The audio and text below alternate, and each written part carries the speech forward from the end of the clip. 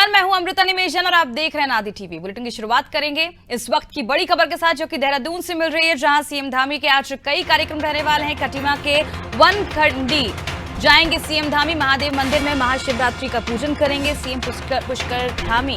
आज पूजन अर्चना करेंगे, मेले का भी शुभारंभ करेंगे सीएम धामी। तो इस वक्त की बड़ी खबर आपको बता रहे हैं, सीएम धामी आज कई कार्यक्रम रहने वाले। खटीमा के वनखंडी आज जाएंगे सीएम धामी। इसके साथ ही महादेव मंदिर में महाशिवरात्रि की पूजन अर्चना करेंगे। इसके साथ ही और मेले का शुभारंभ भी करेंगे सीएम धामी। चकरपुर वनखंडी महादेव शिव मंदिर में महाशिवरात्रि पर लगने वाला मेला आज से शुरू होने जा रहा है। मेले का शुभारंभ मुख्यमंत्री पुष्कर सिंह धामी करेंगे, जिसकी सभी तैयारियां भी पूरी कर ली गई हैं। मेले को लेकर सुरक्षा व्यवस्था चौकस कर दी गई है। इसके साथ ही राष्ट्रीय राजमार्ग पर चकरपुर बनबसा के जंगलों के बीच स्थित वनखेड़ी महादेव की क्षेत्र में काफी मान्यता है। श्रद्धालुओं की मान्यता है कि भोले के मंदिर में जलाभिषेक करने वाला खाली हाथ नहीं लौटता है, जिसके चलते आज भक्तों की काफी भीड़ वहां देखने को मिलेगी। तो हजारों की संख्या में आज श्रद्धालु महाशिवरात्रि पर मंदिर पहुंचेंगे। और खास बात यह है कि आज मेले का शुभारंभ होगा और सीएम पुष्कर सिंह धामी के हाथों किया जाएगा। तो ज्यादा जानकारी के लिए रुख करते हैं संवाददाता सोनू सिंह की। और सोनू, सीएम धामी के आज कई कार्यक्रम रहने वाले, और ऐसे में आज सीएम धामी आज महाशिवरात्रि के अवसर पर महादेव मंदिर पहुंचेंगे, पूजा अर्चना भी करेंगे और मेले का भी शुभारंभ करेंगे। क्या कुछ तैयारी देखने को मिल रही है? देखिए, पहले से ही सभी तैयारियों को पूरा कर लिया गया है और मुख्यमंत्री का कार्यक्रम है, पूजा अर्चना का कार्यक्रम है। तो जो जिला प्रशासनिक अधिकारी हैं वो पहले से ही तैयारी को मुकम्मल करने में जुटे हुए थे। मुख्यमंत्री आज भोले बाबा के दर्शन कर, जलाभिषेक कर मेले का शुभारंभ करने वाले हैं और प्रदेश की खुशहाली, प्रदेश की तरक्की कैसे हो ये प्रार्थना करेंगे। और इस प्रदेश के लोग जो है दिनों दिन तरक्की करें, प्रदेश विकास के लिहाज से आगे बढ़ता रहे। और जो सरकार ने 2025 का देश के सभी राज्यों में अग्रणी राज्य स्थापित करने का प्रयास राज्य सरकार ने किया है, शुरू किया है, वो सफल हो, इस तरीके की प्रार्थना की जाएगी। इसके बाद मुख्यमंत्री चंपावत जनपद के दूसरे महादेव जी के, सप्तेश्वर महादेव जी के मंदिर में पूजा अर्चना करने पहुंचेंगे। वहां पुनर्निर्माण के कार्य कैसे हों इस पर फोकस किया जाएगा, भूमि का पूजन किया जाएगा। तो तमाम ऐसे आज के कार्यक्रम हैं जिसमें मुख्यमंत्री शामिल होने वाले हैं और मुख्यमंत्री भोले बाबा की आराधना कर प्रदेश की खुशहाली की प्रार्थना कर रहे हैं। बिल्कुल सोनू, जिस तरह से सीएम धामी प्रदेश की खुशहाली की प्रार्थना कर रहे हैं और आज तो इसी के तहत पूजा अर्चना भी करेंगे महाशिवरात्रि के अवसर पर। सोनू, अक्सर हम देखते हैं जब भी कहीं पर भी अगर मेला लगता है तो लाखों हजारों लोग वहां पर पहुंचते हैं, और ऐसे में महाशिवरात्रि का अवसर है, शिव के काफी भक्त हैं। तो ऐसे में किस तरह की तैयारी प्रशासन की ओर से की गई ताकि किसी तरह की कोई अप्रिय घटना ना घटे? देखिए, ये बात आपकी सही है कि जब ऐसे धार्मिक पर्वों पर मेले आयोजित होते हैं तो व्यवस्थाएं करने में शासन प्रशासन के अधिकारियों के सामने एक चुनौती भी होती है।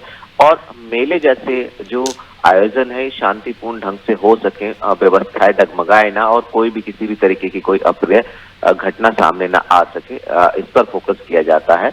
और चूंकि ये मेला तो वैसे भी इसलिए महत्वपूर्ण हो जाता है कि मुख्यमंत्री स्वयं मुख्य अतिथि के तौर पर इस मेले का श्री गणेश करने वाले हैं। तो ऐसे में जो शासन प्रशासन के अधिकारी हैं वो पहले से ही रोड मैप तैयार कर लेते हैं और जो कार्य योजना है उसको धरातल पर उतारते हैं। पुलिस फोर्स तैनात होती है, खुफिया तंत्र अलर्ट रहता है।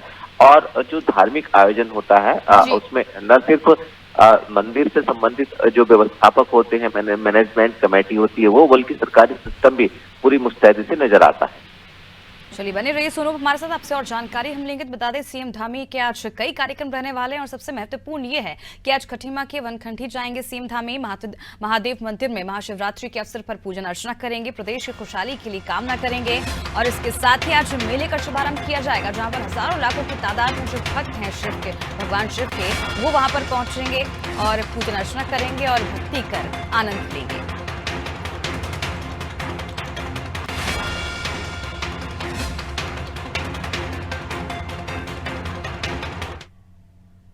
चलिए बात करते हैं अगली बड़ी खबर की। केदारनाथ के कपाट खुलने की तिथि तैयार होगी। आज शिवरात्रि के पावन पर्व पर तिथि तैयार की जाएगी। पंचांग गणना के से तय होगी कपाट खुलने की तिथि। तो इस वक्त की बड़ी खबर आपको बता रहे हैं कि केदारनाथ के कपाट खुलने की तिथि आज महाशिवरात्रि के अवसर पर पावन पर्व है, इसके चलते आज तय की जाएगी। पंचांग गणना से कपाट खुलने की तिथि आज तय की जाएगी। विश्व विख्यात केदारनाथ धाम की कपाट खोलने की तारीख शिवरात्रि के महापर्व पर आज तय होगी और अब देखना होगा कब तक जो भक्त हैं वो लंबे समय से इंतजार कर रहे थे, कहीं ना कहीं उनका इंतजार भी खत्म होगा। ज्यादा जानकारी के लिए रुख करते हैं संवाददाता सोनू की ओर। सोनू, केदारनाथ के कपाट खुलने की तिथि आज तय की जाएगी इस पावन पर्व के दिन। जो केदारनाथ धाम है, विश्व प्रसिद्ध केदारनाथ धाम के कपाट खुलने की तिथि तय किए जाने के लिए जो धार्मिक कार्यक्रम आयोजित किया जाता है, कार्यक्रम शुरुआत हो गई है और इस वक्त तमाम वेद पाठी, तमाम विद्वान, तमाम तीर्थ पुरोहित जो हैं इस कार्यक्रम में शामिल हैं। ऊखीमठ में, जो कि शीतकालीन गद्दी स्थल प्रवास स्थान है भोले बाबा का, वो ऊखीमठ में ओंकारेश्वर मंदिर में ये तिथि तय की जाती है। तमाम जो लोग हैं वो इसमें शामिल हैं और ये तिथि तय की जा रही है। और इस तिथि के तय होने के बाद आगे जो कार्य योजना है उसको आगे बढ़ाया जाएगा। खास तौर पर चारधाम की कार्य योजना की बात कर रहे हैं, क्योंकि आज केदारनाथ धाम के कपाट खुलने की तिथि तय हो जाएगी और उसके बाद फिर चारधाम यात्रा विधिवत रूप से आने वाले समय में शुरू हो सकेगी।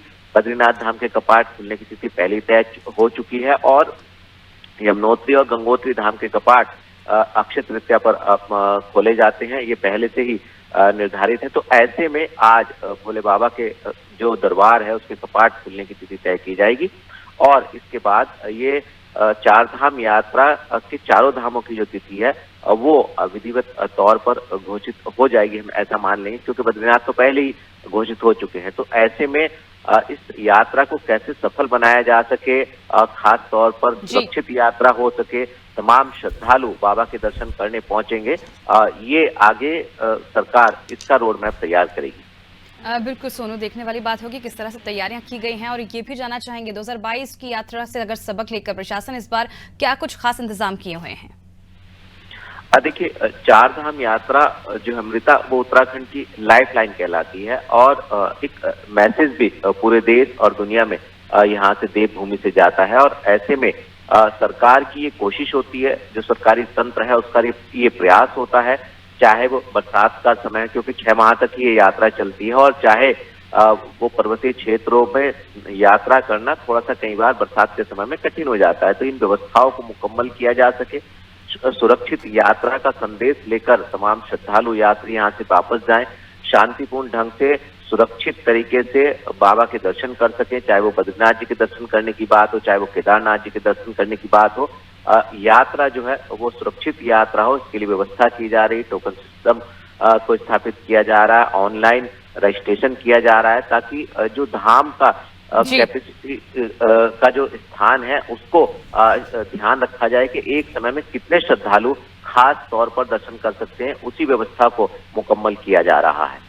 बिल्कुल, जिस तरह से हम देख रहे हैं अब व्यवस्थाएं जो हैं उस पर भी काम किया जा रहा है। विश्व विख्यात केदारनाथ धाम के कपाट खोलने की तारीख पहले की तरह इस बार पंचांग गणना के अनुसार शिवरात्रि के मौके पर तय की जाएगी और जल्द ही इसके कपाट भी खोले जाएंगे। 2022 की जो यात्रा हुई थी उससे सबक लेकर कहीं ना कहीं प्रशासन इस बार ज्यादा ध्यान देगी। बने रहिए आप सोनू हमारे साथ, आपसे और जानकारी हम लेंगे।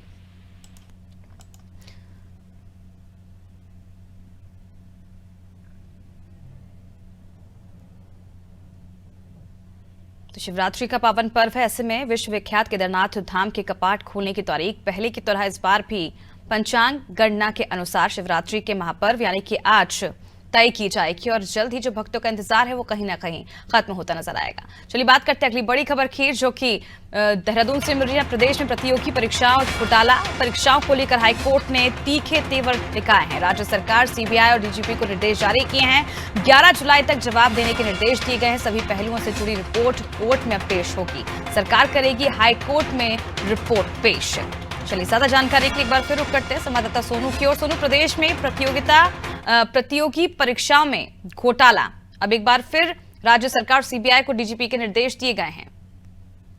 देखिए, ये मामला काफी गंभीर है, युवाओं से जुड़ा हुआ है और तमाम जो इसमें वो युवा जो शामिल है परीक्षाओं में, जिन्होंने परीक्षाएं दी हैं, जिनके कागजातों का सत्यापन भी हो चुका है और उनको नियुक्ति पत्र दिए जाने थे। अब ऐसे में परीक्षाओं का रद्द हो जाना या परीक्षाओं को नए सिरे से आयोजित कराना और परीक्षाओं में जो पेपर लीक प्रकरण सामने आया है उसके बाद तमाम इन संलिप्त आरोपी लोगों को सलाखों के पीछे पहुंचाना और युवाओं का सड़कों पर उतरकर आंदोलन करना, लाठीचार्ज होना और उसके बाद नई परीक्षाएं आयोजित कराना, ये पूरा का पूरा मामला बहुत ज्यादा गंभीर हो गया है। और आए दिन हम इससे संबंधित जो अपडेट्स होते हैं वो अनादि टीवी के तमाम दर्शकों तक हम पहुंचाते हैं। ऐसे में अब चूंकि एक देहरादून के व्यक्ति ने जनहित याचिका हाईकोर्ट में दायर की है मुकेश नेगी ने, और उन्होंने तमाम तर्क रखे हैं और इस याचिका पर सुनवाई करते हुए हाईकोर्ट ने अब तीखे तेवर दिखाए हैं और साफ तौर पर ये जो परीक्षाओं में घपला बार बार होने की बात सामने आ रही है, इसको लेकर के जो है सरकार से, खास तौर पर पुलिस से और सीबीआई से भी जवाब मांगा है। 11 जुलाई तक जवाब देना होगा।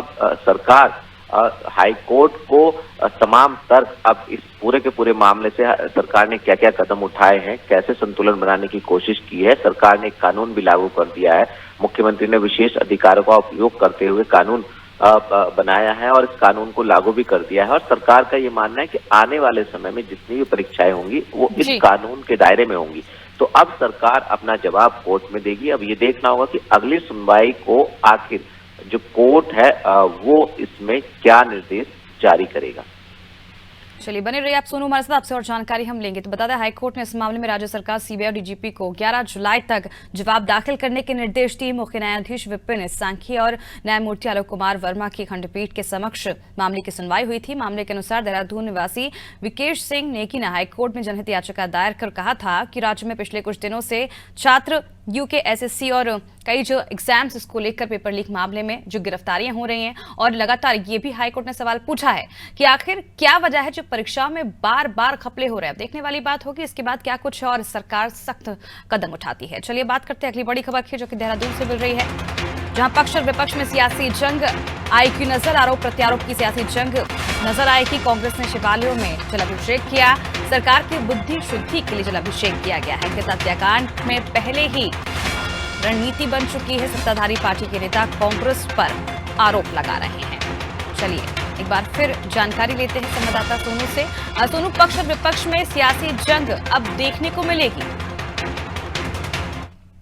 देखिए, तमाम विपक्षी नेता इस बात की पहले ही रणनीति बना चुके थे और इस बात का दावा भी कर चुके थे कि शिवरात्रि के पावन पर्व पर तमाम जो शिवालय हैं वो कांग्रेस के प्रदेश अध्यक्ष के दिशा निर्देश पर जितने भी शिवालय हैं उन शिवालयों में कांग्रेस के पदाधिकारी, पार्टी के नेता, चाहे वो पूर्व सांसद हो, पूर्व विधायक हो या मौजूदा विधायक हो या पार्टी के अन्य पदाधिकारी हो, जो शिवालय में बाबा के दर्शन करने पहुंचेंगे, जलाभिषेक करने पहुंचेंगे, वो इस बार जो जलाभिषेक करने वाले हैं वो सरकार की बुद्धि शुद्धि यज्ञ के लिए और तमाम जो इस समय हालात दिख रहे हैं इसको लेकर के अपनी नाराजगी भी व्यक्त करेंगे।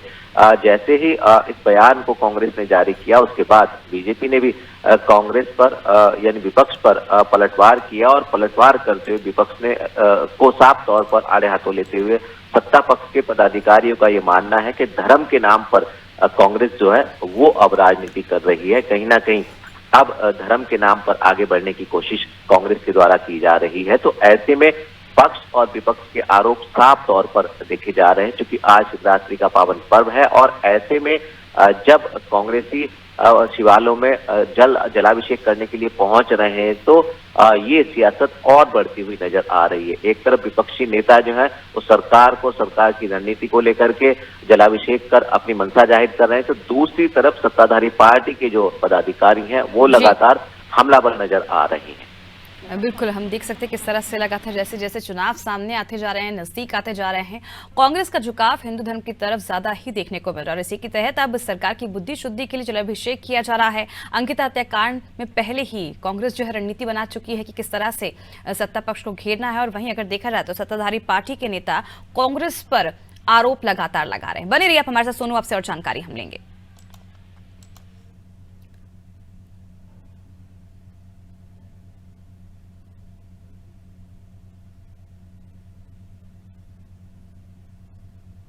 चलिए बड़ी खबर देहरादून से मिल रही है, जहां त्रिवेंद्र सिंह रावत के लाठीचार्ज मामले को लेकर माफी मांगने से एक बार फिर गरमाई सियासत। विपक्ष ने माफी मांगने पर खड़े किए कई सवाल। तो बीजेपी के वरिष्ठ नेता और उत्तराखंड के पूर्व मुख्यमंत्री त्रिवेंद्र सिंह रावत ने बड़ा बयान देते हुए प्रदेश के युवाओं से माफी मांगी है। त्रिवेंद्र सिंह रावत ने कहा है कि देहरादून में युवाओं पर पुलिस ने जो लाठीचार्ज की थी उससे उनका मन बेहद दुखी है। युवाओं के ऊपर पुलिस को ऐसा बर्ताव नहीं करना चाहिए था। और अब जिस तरह से उन्होंने माफी मांगी है उसे लेकर विपक्ष ने एक बार फिर सवाल खड़े कर दिए हैं। चलिए एक बार फिर रुक करते हैं संवाददाता सोनू की ओर। सोनू, अब जब त्रिवेंद्र सिंह रावत ने लाठीचार्ज को लेकर माफी मांगी है युवाओं से, तो फिर इसमें विपक्ष को क्या दिक्कत है?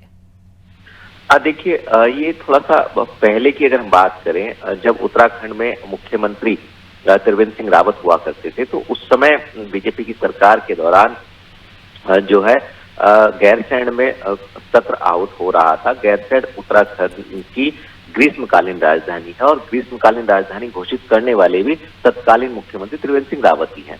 तो जब विधानसभा का सत्र गैरसैंण में आउट हो रहा था तो उस वक्त क्षेत्र के कुछ लोग सड़क बनाए जाने की मांग को लेकर के आंदोलन कर रहे थे। उसमें कुछ राज्य आंदोलनकारी भी शामिल थे और तमाम क्षेत्रीय लोग थे।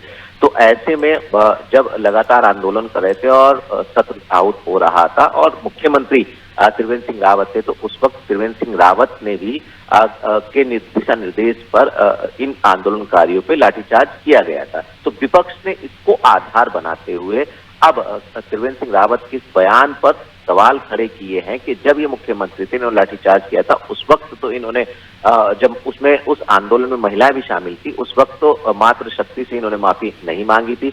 तब इन्होंने माफी क्यों नहीं मांगी थी? और अब इस वक्त चूंकि ये मामला बीत चुका है और अब चूंकि पर्वतीय क्षेत्रों के भ्रमण पर है आने वाले चुनाव को लेकर के त्रिवेंद्र सिंह रावत, तो ऐसे में छात्रों से माफी मांगने के बयान के कई मायने निकाले जा रहे हैं, चाहे वो सत्ता पक्ष के लिहाज से अगर हम देखें, चाहे वो विपक्ष के लिहाज से अगर हम देखें, या आने वाली चुनाव के और रणनीति के लिहाज से अगर हम बीजेपी की देखें। तो ये जो बयान है इसके कई मायने निकाले जा रहे हैं और विपक्ष ने इसी आधार पर अब जो त्रिवेंद्र सिंह रावत है उनके इस माफी के बयान पर सवाल खड़े किए हैं। बिल्कुल सोनू, हम देख सकते हैं किस तरह से त्रिवेंद्र सिंह रावत ने जिस तरह से युवाओं से माफी मांगी लाठीचार्ज को लेकर, अब जिस तरह से उन्होंने पुलिस प्रशासनिक व्यवस्था को भी लेकर उन्होंने कहा कि इस तरह का बर्ताव जो युवाओं से नहीं करना चाहिए। कहीं ना कहीं विपक्ष ने इसको लेकर सवाल खड़े कर दिए। देखने वाली बात होगी इस पर और उत्तराखंड में कितनी राजनीति गर्माती है।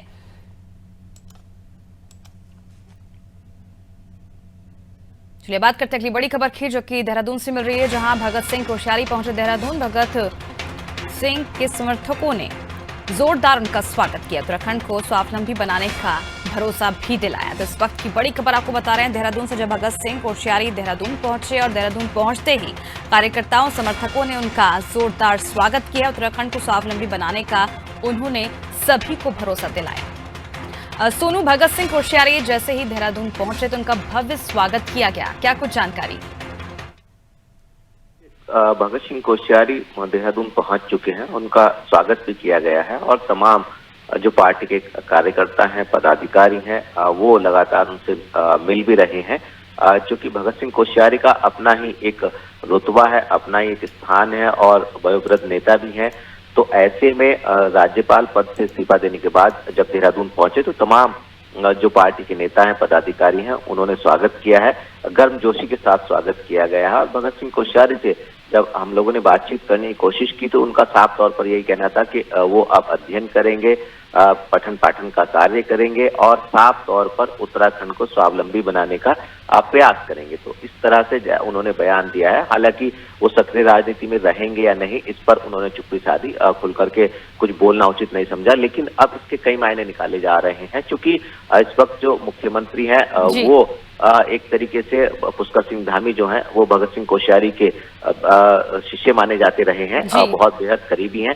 तो लिहाजा आने वाले समय में यदि वास्तव में ही अध्ययन करेंगे, किताबें लिखेंगे, पठन पाठन का कार्य करेंगे भगत सिंह कोश्यारी, तो ये मान लिया जाएगा कि वो मार्गदर्शक का काम करेंगे। और यदि सक्रिय राजनीति में शामिल होते हैं तो निश्चित तौर पर यह माना जाएगा कि एक और उत्तराखंड में पावर सेंटर स्थापित हो जाएगा जहां से अप्रत्यक्ष तौर पर सरकार का बिल्कुल तस्वीर में हम देख सकते हैं सोनू किस तरह से यहाँ पर कार्यकर्ताओं को उत्साह देखने को मिल रहा है। जैसे ही भगत सिंह कोश्यारी उत्तराखंड देहरादून पहुंचे और अब देखने वाली बात होगी कि जिस तरह से उन्होंने बयान भी दिया, उन्होंने कहा है कि उत्तराखंड को स्वावलंबी बनाने का उन्होंने सभी को भरोसा दिलाया। अब देखने वाली बात होगी वो राजनीति में उतरते हैं या फिर वाकई वो अध्ययन करते हैं। बने रहिए आप सोनू हमारे साथ, आपसे और जानकारी हम लेंगे। चलिए बात करते हैं अगली बड़ी खबर की जो कि उत्तराखंड से ही, जहां पर फिर बदलेगा मौसम का मिजाज। आगामी 4 दिनों में नजर आएगा बदलाव। अप्रैल माह की गर्मी फरवरी में ही महसूस की जा रही है। तो इस वक्त की बड़ी खबर आपको बता रहे हैं उत्तराखंड से, जहां एक बार फिर उत्तराखंड में जो मौसम का मिजाज है वो बदलता हुआ नजर आ रहा है। आगामी 4 दिनों में बदलाव और देखने को मिलेंगे। अप्रैल महीने में गर्मी फरवरी में ही अप्रैल माह जैसी जो गर्मी है उत्तराखंड वासियों को महसूस हो रही है। चलिए ज्यादा जानकारी के लिए एक बार फिर रुख करते हैं संवाददाता सोनू की ओर। सोनू, फरवरी के महीने में ही अप्रैल जैसी गर्मी महसूस हो रही है, क्या लगता है आने वाले अप्रैल तक किस तरह के हालात देखने को मिलेंगे? देखिए, जिस हिसाब से मौसम विभाग ने अलर्ट जारी किया है, अभी हाल ही में ऑरेंज अलर्ट जारी किया था, और मौसम विभाग के जो वरिष्ठ वैज्ञानिक हैं वो इस बात को बयां कर रहे हैं, संभावना जता रहे हैं कि आने वाले समय में तापमान में अधिकतम, खास तौर से अधिकतम तापमान में बढ़ोतरी देखने को मिलेगी और एक नहीं बल्कि 5 डिग्री से अधिक तक तापमान जो है वो बढ़े हुए देखे जाएंगे। और खास तौर पे इसमें एक और पहलू ये भी है कि पर्वतीय जो क्षेत्र हैं, पहाड़ी जिलों में जो है वो तापमान में बढ़ोतरी देखने को मिलेगी। तो ऐसे में अंदाजा लगाया जा सकता है कि फरवरी माह में अप्रैल जैसी गर्मी उत्तराखंड के लोग जो है वो महसूस करने लगे हैं। हालांकि मौसम में फिर से बदलाव होगा और उसके बाद हल्की फुल्की बर्फबारी भी देखने को मिल सकती है, लेकिन उसका बहुत ज्यादा असर पड़ने वाला नहीं है। अगर हम औसतन वर्षा की बात करें तो जो इस समय तक वर्षा हुआ करती थी, बारिश हुआ करती थी, वो भी नहीं हो पाई है। लिहाजा मौसम का जो ये मौसम चक्र बदल रहा है, इसको लेकर के मौसम वैज्ञानिक भी चिंतित नजर आ रहे हैं। चलिए बहुत बहुत शुक्रिया सोनू तमाम जानकारी के लिए। बता दें उत्तराखंड में इस बार गर्मी कहर बरपा सकती है। हालात ये हैं कि बारिश नहीं होने से फरवरी में ही पारा आसमान जा पहुंचा है। पहाड़ों में जहां तापमान इन दिनों सामान्य से 8 डिग्री अधिक है, वहीं मैदान में भी पारा लगातार बढ़ रहा है। मौसम का ये बदला मिजाज कई दिक्कतों को भी न्योता दे रहा है और इसे लेकर जो मौसम वैज्ञानिक हैं वो भी काफी चिंतित नजर आ रहे हैं।